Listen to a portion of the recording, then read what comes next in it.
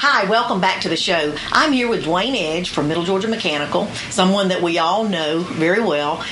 He's been in business for a long time here, and I'm going to let DWAYNE tell us just a little bit, DWAYNE, about your business and about your history and some of the things that you do here. Okay. The company goes way back. My dad actually started the company back in 1966 as Ralph Edge Heating and Air Conditioning, and later as time changed and the industry changed, it went to Edge Maintenance and Mechanical. And in 91, when I got involved in it, we made the change and was wanting to be known throughout the state, so we changed the company name again to Middle Georgia Mechanical so we could service and represent the whole entire state of Middle Georgia. Wow. Fourth generation business. Got my dad that started the business, myself, my daughter, and middle child Michael is here with us, and my oldest grandchild Caitlin is now getting involved. So family business. Family business. Right. Been here a lifetime. Everybody growed up here in Lawrence County. Just offer all sorts of business. We're Dublin's only icing spray foam business. We're a licensed spray foam dealer for the area now. Offer all types of just maintenance, repair business right on. Heat and air being the primary of our business, but we offer restaurant repair, building maintenance, basically anything. You know, it's amazing to me. I remember Ralph. And, you know, of course, I've been at Curry for 28 years, and so that dates me. But I do remember Ralph, and you don't, as years go by, you don't put it all together. But as you were just going through the history, you know, just remarkable to have a family-run business for so many years that's dedicated to this community and that's honest and trustworthy and somebody that's dependable that we can call on. And I think it speaks for your family and for your business. Right. But you said, tell me again about the different, you know, obviously we all know that you're heat and air, and that's your primary, I guess, business. That's right. And you have several other things that you do. Insulation. Spray foam is becoming the number one insulation business. It's a great product. Does a much better job than the cellulose and fiberglass. It's got a leading edge on that. It's a cleaner, healthier insulation.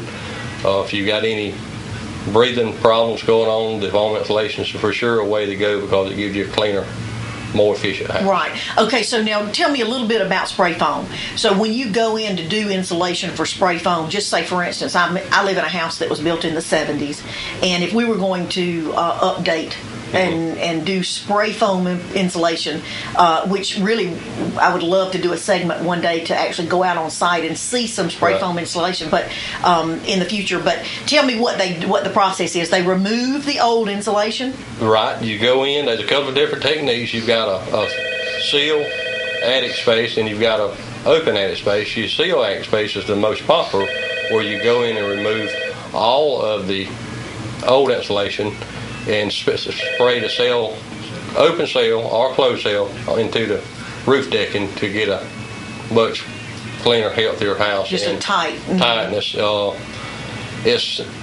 house almost becomes a cooler. If you can imagine how long a cooler keeps ice, that's exactly how long your house holds your heating and air conditioning. In respect to fiberglass. Okay. Tell me a little bit about ductwork. We have an issue with dust and that sort of thing. And of course, ours is an older unit, and we certainly are on the brink of thinking of replacing all of that because we know that it may not be what we need right now as far as ductwork. Right. Will that help with dust and those kind of things if you just take out the ductwork that's there and replace it? Yes, you can go about a couple of different ways. If you got a fairly new duct system and it's not feasible from a price standpoint to replace it, you can clean it. But if you go in and replace it, then you can go back in and go to the latest technology and make sure everything's sized right. And we got different sealing techniques that we use today versus what we did in the 70s and 80s, and just get a much tighter, better duct system. Right. Also, I'm sure you're looking at energy and as well as health issues, I guess, with dust and those sort of things. That's right. Allergies. With the cost of electricity and gas on the rise as it is, you know, energy conservative is what we're trying to do. Right. Pay the most. Right. Now, what SEER are we at now? Like I said, I've been in business 28 years, and what used to be, it may not be now. So, what is probably like an average grade or SEER that you would normally have for? Let's just use an estimate of like, or does it have anything to do with square footage of the house? No, your SEER rating represents your miles, like on an automobile, miles per gallon. Right. Okay. We buy electricity in kilowatts. Air conditioners produce BTUs. Mm-hmm. So your SEER rating, and a seasonal energy efficient ratio, determines how many BTUs you get per kilowatt of electricity. Right. Just like an automobile getting 10 miles to the gallon or 15 miles to the gallon. Right. Okay. 10 SEER rating, just in the past was standard. The government has stepped in and raised the efficiency of air conditioning just like they're doing a mile per gallon on automobiles. And today's minimum is 13. Mm-hmm. And you can go as high as 28 and 30 SEER rating, getting into some geothermal systems, and we provide and do those also. Okay, tell me a little bit about the difference between the geothermal and or just a regular heat pump. Your basic air over a heat pump has an outdoor unit, which is typical. I think everybody's used to seeing it, a box sitting outside with a fan on it, and it pulls your air over your coils to get your condensing out of it.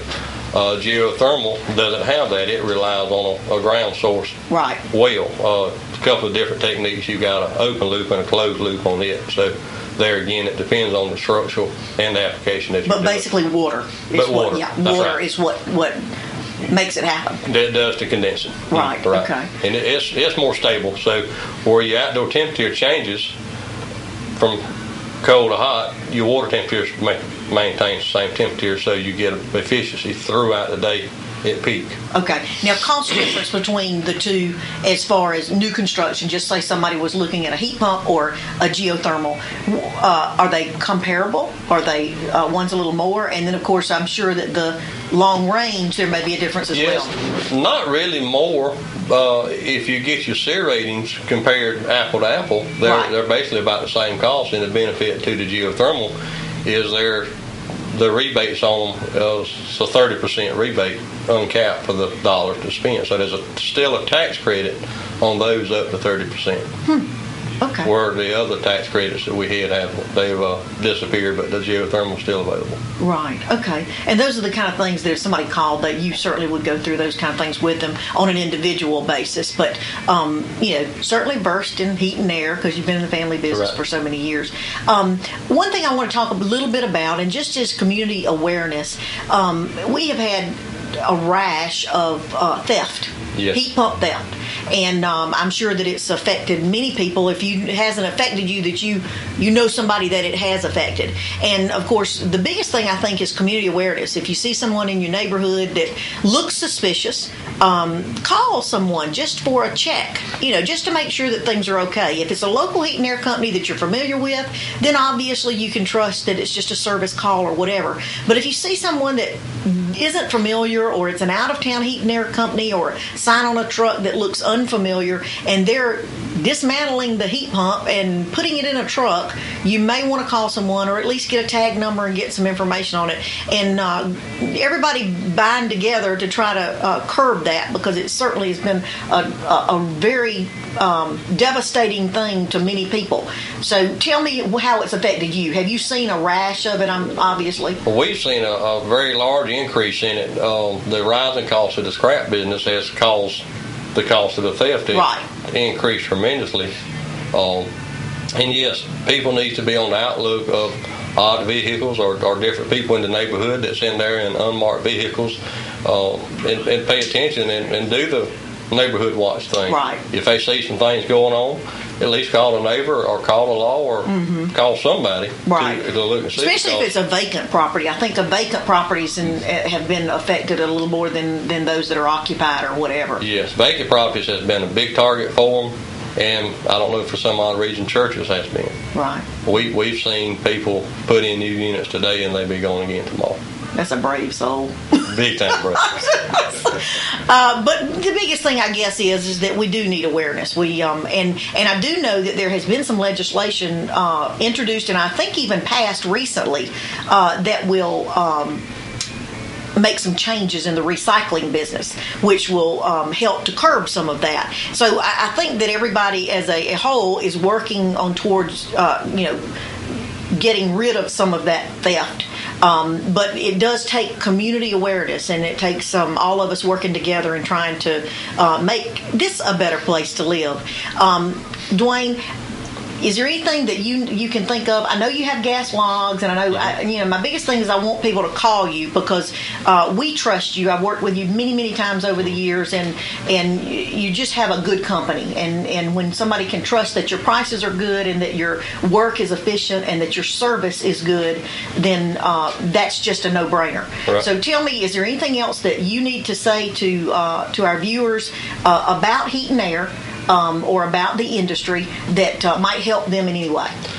Yes, still talking about the theft thing, we've got some condensing unit cages that's available that we can come out and install those, and we've yet to have any units stole once these cages are installed, and that's a one-time price where if you try to justify it on insurance, it's an ongoing thing. Right. So we do have some condensing unit cages available to help on the theft side of it. What do those run? I mean, can you tell me a ballpark of what that might run? Average cost is from about $185 to $385. Okay, and that's a cage that actually fits over the exterior unit. It's a cage that fits over that exterior of the unit. That basically locks it in. Locks it in. We secure it to the ground. Right. That's where it can be removed in a timely manner. So if you have a repair, you don't want your repairman spending a half a day removing a cage. Right. So you don't. That keeps the cost to a minimum when it comes time to go out and do a service to your system. That can be a very big help. Right. We run a very large planned maintenance program for years and years. Everybody pushed preventative maintenance. Nothing really we can do to prevent your unit from breaking, but we can plan on being there on a regular basis to maintain it and look at things that may be fixing to break. So we've addressed it in a different manner. We call our program a planned maintenance program, where we'll come out twice a year, service and maintain your system, wash it, and make sure it's running at peak performance.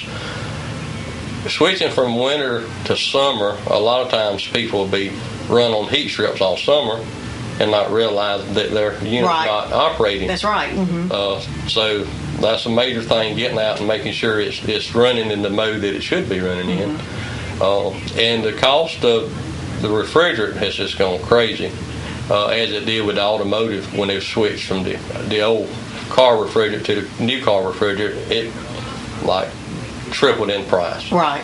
We're seeing that same thing take place on the residential side now. So anybody that has a system that's 8 years old or older, if it gets into a leaking system, it may very well play best interest to replace rather than repair. Right.